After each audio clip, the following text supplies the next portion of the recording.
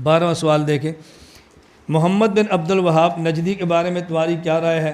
مسلمانوں کے خون کو حلال سمجھتا تھا، ان کے مال کو حلال سمجھتا تھا، ان کی عزتیں حلال سمجھتا تھا، ان سب کو مشرک کہتا، خود کو سلفی کہتا تھا۔ تمہاری رائے کیا ہے؟ کیا سلف اور مسلمین اور اہل قبلہ کی تکفیر کرنا جائز ہے؟ حضرت نے یہاں بات فرمائی ہے کہ ہمارے یہاں محمد بن عبد الوہاب اس کی ٹیم کا وہی حکم ہے جو فتاویٰ شامیہ میں لکھا ہے خوارج کے بارے میں۔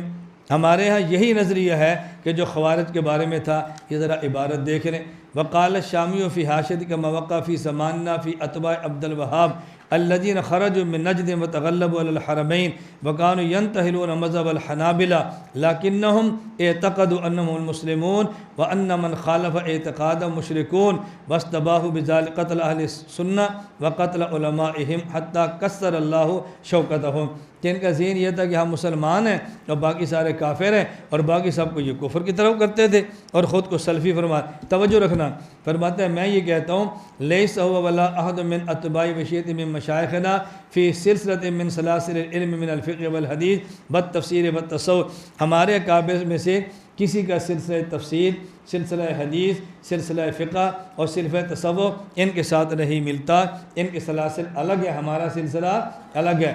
وَأَمَّا استحلال دماء المسلمین اموالہم اعراضہم، مسلمان کے مال عزت خون کو حلال سمجھنا، اس میں تفصیل یہ ہے اما ان یکون بغیر حق او بحق فإن كان بغیر حق فإما ان یکون من غیر تعویل، ان کی یہ تعویل بغیر حق کی ہوگی یا حق کے ساتھ ہوگی۔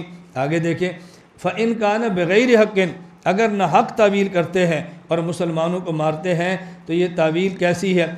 اگر یہ نہ حق ہے اور کوئی تعویل بھی نہیں ہے تو یہ کفر ہے اور یہ اسلام سے خروج ہے۔ اور اگر تعویل تو ہے لیکن تعویل کون سی ہے؟ جس کی شریعت میں گنجائش نہیں ہے، نہ حق تعویل ہے، فرمایا میں اس کو فسق کہتے ہیں۔ اور اگر تعویل ہے لیکن حق ہے فجائز، جائز ہے بلکہ واجب ہے۔ لیکن سلاف کو کافر کہنا یہ ہمارا قطعاً طرز نہیں ہے، اور ہم اس طرح کسی کافر بھی نہیں کہتے، اہل قبلہ کی تکفیر بھی نہیں کرتے، مبتدع بھی نہیں کہتے۔ بہر خلاصہ یہ تھا ان کا سلسلہ ہمارا نہیں ہے۔ لیکن یہاں اس بات کی وضاحت دیکھیں، صفحہ 55 میں محمد بن عبد الوہاب اور ہمارا موقف کے نام سے ہے۔ یہ بات سمجھ لیں، کسی بندے کے بارے میں آدمی کا ذہن بنتا ہے یا اس کو پڑھے اور اس کو سنے، یا اس کے بارے میں پڑھے اور اس کے بارے میں سنے۔ حضرت سہارنپوری کا ذہن ان کے بارے میں ان کو پڑھنے ان کو سننے سے نہیں بنا تھا، ان کے بارے میں پڑھے اور ان کے بارے میں سننے سے بنا تھا۔ اور جب یوں ذہن بنے، جب اس کو پڑھیں اور اس کو سنیں تو پھر اپنے ذہن کو بدل دینا چاہیے۔ جس طرح ائمہ حرمین نے ہمارے بارے میں پڑھا تو ذہن اور تھا، اور جب ہمیں پڑھا تو پھر ان کا ذہن بدل گیا۔ حضرت امام حنیفہ رحمۃ اللہ علیہ جب مدینہ تشریف لے گئے، امام باقر نے امام صاحب نے سلام کیا، انہیں اچھی طرح جواب نہیں دیا۔ امام باقر نے کہا تم ہمارے نانا کی حدیث کے مقابلے میں قیاس کرتے ہو؟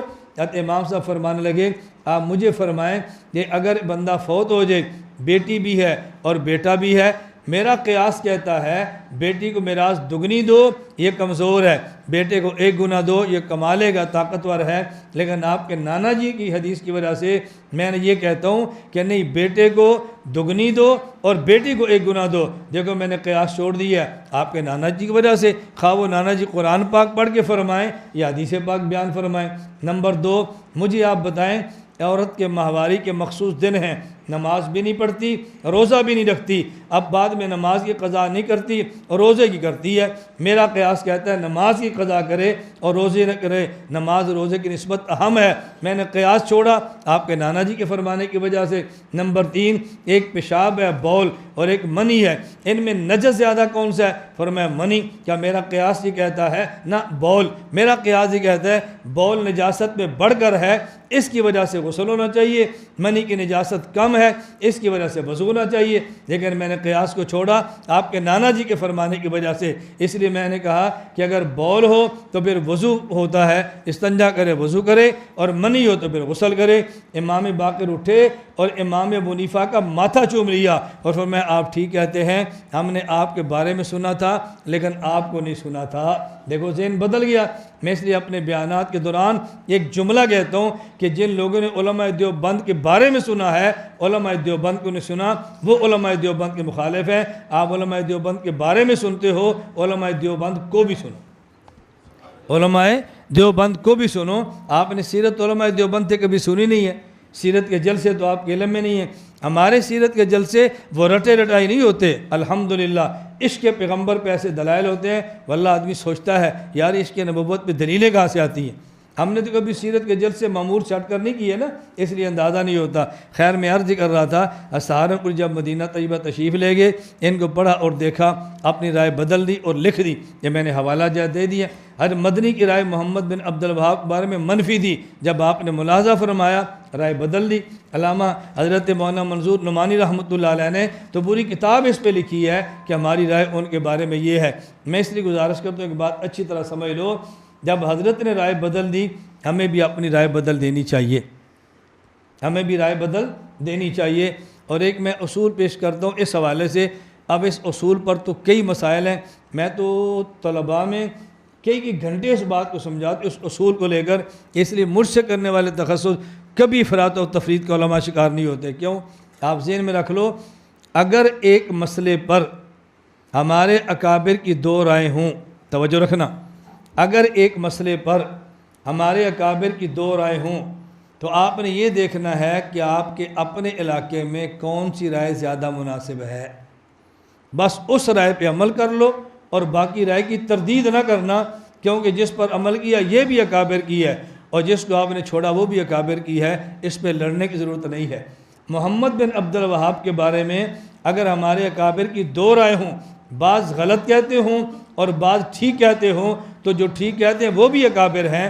اب آج کے دور میں سعودیہ سے تعلقات درست رکھنے کے لیے آپ کو رائے کون سی استعمال کرنی چاہیے؟ جو ٹھیک کہتے ہیں، جو غلط کہتے ہیں؟ بولو تو جو ٹھیک کہتے ہیں وہ رائے کن کی ہے؟ اکابر کی ہے کسی اور کی ہے؟ اکابر کی ہے۔ اس بات کو ہمیشہ ذہن نشین رکھنا، پھر آپ کو کبھی آپ یقین فرمائیں سیاسی اتحاد پہ اشکال نہیں ہوگا، اسلامک بینکنگ پہ اشکال نہیں ہوگا، اور ڈیجیٹل کیمرے پہ اشکال نہیں ہوگا، قیام پاکستان پہ اشکال نہیں ہوگا، محمد علی جناح سنی دا شیعہ اس پر اشکال نہیں ہوگا، جمعہ فی القرآن پر آپ کی لڑائی ختم ہو جائے گی۔ بہت سارے مسائل حل ہو جائیں گے جب یہ اصول ذہن نشین فرما لو گے، بھئی یہ بھی ہمارے کابر ہیں، وہ بھی ہمارے کابر ہیں، میرے علاقے میں یہ رائے مفید ہے میں اس کو لیتا ہوں اور باقی اکابر کی رائے کا احترام کرتا ہوں، پھر جھگڑا اور فساد کبھی نہیں ہوگا۔ ہم اپنے اکابر کی رائے میں سے ایک کو لیتے ہیں اور دوسروں کا رد ایسے کرتے ہیں جیسے باطل کا رد ہوتا ہے، اس سے فساد ہوتا ہے اور آئندہ نسلیں پھر تباہ ہوتی ہیں۔ ہمارا یہ کوئی کمال نہیں ہے ہم نیا نظریہ امت کو پیش کریں، ہمارا اتنا کمال کافی ہے ہم اپنے اکابر کی رائے آئندہ نسلوں تک صحیح طرح منتقل کر دیں، بس یہ کافی اور وافی ہے۔ اللہ ہمیں یہ بات سمجھنے کی توفیق عطا فرمائے۔